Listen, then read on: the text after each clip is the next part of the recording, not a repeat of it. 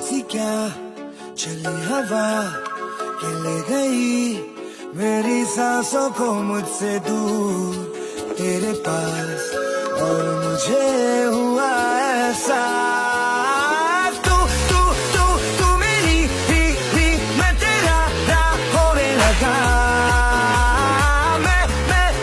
मैं तेरा तू मेरी भी होने लगी कैसे ये हुआ मगर न है मुझे न तुझको कोई खबर पर ये दिल कब से है कहने लगा तू तू तू तू मेरी भी मैं तेरा होने लगा मैं तेरा আসসালামু আলাইকুম এভরিওয়ান, কেমন আছেন সবাই? আশা করি সবাই অনেক বেশি ভালো আছেন। আমিও আলহামদুলিল্লাহ ভালো আছি। কিছুদিন আগে আমার ফাওয়াদ বাচ্চাটাকে নিয়ে একটু বেরিয়েছিলাম। খুব বেশি দূরে যাইনি, বাড়ির খুব কাছেই একটা রেস্টুরেন্টে গিয়েছিলাম। যেহেতু এখন সারা সপ্তাহ জুড়ে অনেক বেশি ব্যস্ত থাকি, একদমই সময় পাই না। তাই যেহেতু একটা দিন সময় পেয়েছিলাম, এজন্য সেদিন খুব বেশি দূরে আমার যেতে ইচ্ছে হয়নি। আর ফাওয়াদকে নিয়ে তো অনেকদিন যাবতই কোথাও যাওয়া হয় না, তাই ভাবলাম আশেপাশেই কোথাও যাওয়া যাক। আর কুরবানির ঈদের ঘোরা তো আমার রয়েই গেছে, মানে কুরবানির ঈদ উপলক্ষে এবার কোথাও যাওয়া হয়নি। সবকিছু মিলে এতটাই ব্যস্ত ছিলাম, তাই কিভাবে যে সময় চলে গেছে তাই বুঝতেই পারিনি। ঈদের কিছুদিন পরই তো ফ্রেন্ডের বিয়ে ছিল, তাই বিয়ে নিয়েই অনেক বেশি প্রিপারেশন ছিল, তাই ঈদের ঘোরা আর ঘোরা হয়নি। তাই ভাবলাম কোথাও যাওয়া উচিত। এজন্য কিছুদিন আগে যেহেতু সময় পেয়েছিলাম তাই একটু বেরিয়েছিলাম, গিয়েছিলাম টাইমস স্কয়ার লাউজে। রেস্টুরেন্টে এর আগেও আরেকবার যাওয়া হয়েছিল, তখন আমি আমার সব ফ্রেন্ডদের সাথে গিয়েছিলাম, স্কুল ফ্রেন্ডদের সাথে। তখনও ফাওয়াদ আমার সাথেই গিয়েছিল, আর তখন ফাওয়াদ অনেক বেশি এনজয় করেছিল। তাই ভেবেছিলাম গতবার যেহেতু ফাওয়াদ অনেক বেশি এনজয় করেছিল এই রেস্টুরেন্টে, আর কিডস জোন রয়েছে, তো ফাওয়াদ অনেক বেশি মজা করতে পারবে, সেই উদ্দেশ্যেই যাওয়া। কিন্তু যেমনটা ভেবেছিলাম তেমনটা মোটেও হয়নি। এবারের ঘোরাটা অনেক বেশি বাজে একটা এক্সপেরিয়েন্স হয়েছিল। নর্মালি আমি কোনো রেস্টুরেন্টে গেলে খুব বেশি কোনো কিছু নিয়ে প্রবলেম ফেস না করলে আমি সেটা ইগনোর করি। তাই এবারও ভেবেছিলাম প্রথম থেকে ব্যাপারগুলো ইগনোর করব, কিন্তু যখন দেখতে পেলাম একের পর এক ঘটনা ঘটেই যাচ্ছে, সেটা আর মোটেও ইগনোর করার মতো না। এর আগে যখন এই রেস্টুরেন্টে গিয়েছিলাম তখন খাবারের সম্পর্কে আমি খুব বেশি খারাপ কিছু বলিনি, মোটামুটি ভালোই বলেছিলাম। তখন আমরা বিফ সিজলিং নিয়েছিলাম, কিন্তু দেখতে পেয়েছিলাম বিফের তুলনায় অতিরিক্ত ভেজিটেবল দিয়ে রেখেছিল, কিন্তু এ সম্পর্কে আমি তখন কিছুই বলিনি। ভেবেছিলাম নতুন রেস্টুরেন্ট, হয়তো নতুন তাই এমনটা করছে। তাই গতবারের ব্লগে সবকিছু আমি পজিটিভ ভাবেই বলেছিলাম। এবারও যদি আমি খুব বেশি নেগেটিভ কিছু না দেখতাম তাহলে ব্যাড রিভিউ দিতাম না। রেস্টুরেন্টটা তো দেখতে খারাপ না, মোটামুটি ভালোই আছে, আর খুব বড়সড় একটা জায়গা জুড়ে রেস্টুরেন্টটা করা, অনেকটাই খোলামেলা পরিবেশ, যার কারণে আমার ভালোই লেগেছিল। আমার হাজবেন্ড তো একবার ভেবেছিল এই রেস্টুরেন্টে কোনো একটা প্রোগ্রাম করবে আমাদের, কিন্তু এখন আর কোনো ইচ্ছা নেই এই রেস্টুরেন্টে কোনো প্রোগ্রাম করার। যাই হোক, এখন মেন কথায় আসি। যখন আমরা রেস্টুরেন্টে যাই, ফাওয়াদ যখন কিডস জোনটা দেখতে পায় তখন তো সে পাগল হয়ে গিয়েছিল খেলা করার জন্য। তো ফাওয়াদ নিজে থেকে জুতা খুলে সাথে সাথে উঠে গিয়েছিল। আমি ফাওয়াদকে বলেছিলাম বাবা কিছুক্ষণ পর খেলতে যাও, কিন্তু কে শুনে কার কথা, ফাওয়াদ তো সাথে সাথেই গিয়েছিল। কিন্তু যখনই আমার বাচ্চাটা খেলা করার জন্য ভিতরে যায়, সাথে সাথে ফাওয়াদ স্লিপারের মধ্যে একটা পোকা দেখতে পায়। ভয়ে আমার বাচ্চাটা আর নামতে পারছিল না, ইভেন যেখানে বল ছিটানো রয়েছে ফ্লোরে সেখানেও নাকি পোকা ছিল।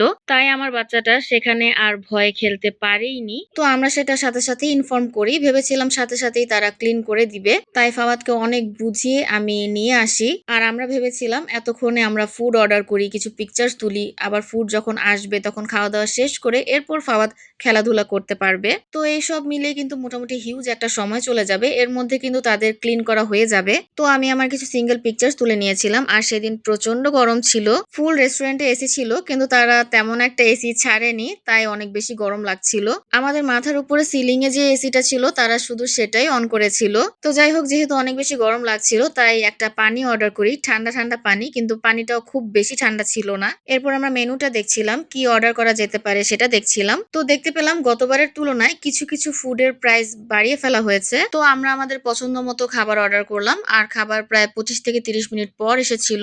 এতটা সময় আমার বাচ্চাটা একদমই খেলতে পারছিল ছিল না, কারণ তারা ক্লিন করেনি। এই সময়ের মধ্যে কিন্তু তারা কিডস জোনটা ক্লিন করে ফেলতে পারতো, কিন্তু তারা ক্লিন করেইনি। ফাওয়াদ তো বারবার মন খারাপ করছিল, বারবার সেখানে যেতে চাচ্ছিল, কিন্তু যেহেতু সেখানে পোকা দেখেছি, তো আমার বাচ্চাটাকে তো সেখানে আমি আর যেতে দিতে পারি না। তো ফাওয়াদের মন ভালো করার ট্রাই করছিলাম, আর এরই মধ্যে কিছু ভিডিও পিকচার্স তুলে নিয়েছিলাম, পিকচার্স তুলছিলাম আর ফাওয়াদের সাথে মজা করছিলাম, যেন ফাওয়াদের মনটা একটু হলেও ভালো থাকে।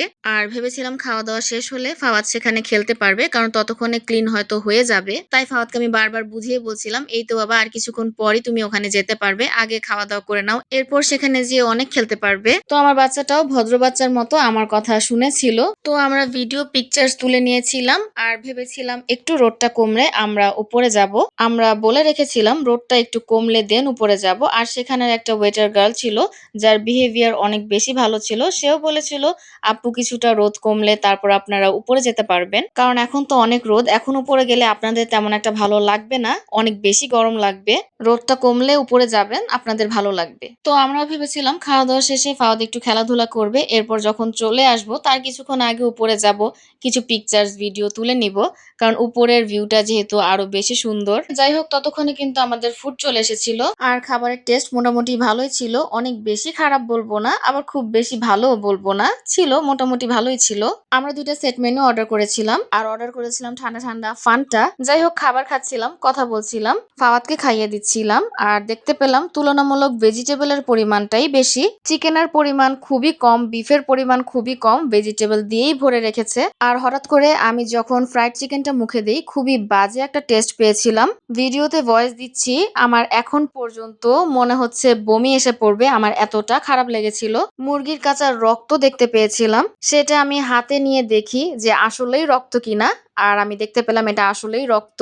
তো এই জিনিসটা দেখার পর খাবারের প্রতি তো আর কোনো রুচি থাকে না, আমি আর একদমই খেতে পারিনি, আমার ফাওয়াদকেও আর একদমই আমি খাওয়াতে পারিনি। তো সেই ওয়েটার গার্লটাকে আমি ডেকে বলি, বিষয়টা দেখাই, আর সে সাথে সাথে যে তার ম্যানেজারকে জানায়। ওয়েটার গার্লটা আমাকে কয়েকবারই সরি বলেছে আর বলেছিল চিকেন আবার নতুন করে দিবে, কিন্তু সত্যি বলতে সেখানের চিকেন খাবার আর রুচি আমার ছিল না, এজন্য আমি বলেছিলাম আমরা আর খেতেই পারবো না। কিন্তু তাদের ম্যানেজারের বিহেভিয়ার আমার কাছে একদমই ভালো লাগেনি, সে যেখানে বসা ছিল সেখানেই বসেছিল, একদমই সে সরি বলেনি। তো খাওয়া দাওয়া তো আর হলোই না, আর দেখতে পেলাম কিডস জোনটাও তখন পর্যন্ত ক্লিন করেনি। তো আমি আমার হাজবেন্ডকে বললাম আসো উপরে যাই, কিছু পিকচার ভিডিও তুলতে থাকি, ততক্ষণে যদি তারা কিডস জোনটা ক্লিন করে দেন ফাওয়াদ এসে খেলবে। তো তারা কিন্তু দেখেছে আমরা উপরে যাচ্ছি, তো আমরা উপরে গেলাম, আমাদের যাওয়ার সাথে সাথেই সেখানে ইলেকট্রিক যন্ত্রতন্ত্র নিয়ে কয়েকজন মানুষ উঠে গিয়েছিল, তখনই তারা ঠিক করবে, তাদের দোলনা ভেঙে গিয়েছিল আই থিঙ্ক, সেটা ঠিক করবে, সেটা ঠিক করার জন্য তখন তাদের ম্যানেজারও সেখানে গিয়েছিল। কিন্তু আমার কথা তারা দেখতে পেল আমরা সেখানে উঠেছি, একটা প্লেস আমাদেরকে দেয়া উচিত ছিল, কিন্তু তারা পুরো রুফটপ জুড়েই তাদের তার যন্ত্র নিয়ে তারা ব্যস্ত ছিল। আমরা যে গেস্ট সেখানে গিয়েছি তাদের সেটা কোনো মাথা ব্যথাই ছিল না। তো উপরে ওঠার পর আমরা একদমই কোনো ছবি ভিডিও তেমন তুলতে পারিনি, খুবই কষ্ট করে 2টা পিকচার্স তুলেছিলাম, কিন্তু তেমন ভালো হয়নি। আর ছোট বাচ্চাটাকে নিয়ে তো এই সব যন্ত্রের সামনে তো আর থাকতে পারা যায় না, তাই আমরা নেমে গিয়েছিলাম। আর নামার পর দেখতে পেলাম তারা মাত্র কিডস জোনটা ক্লিন করছে, পুরোটাই ভিজা ছিল, যার কারণে তখন আর ফাওয়াদ খেলতে পারেনি। আমার বাচ্চাটার তো একদমই মন খারাপ হয়ে গিয়েছিল।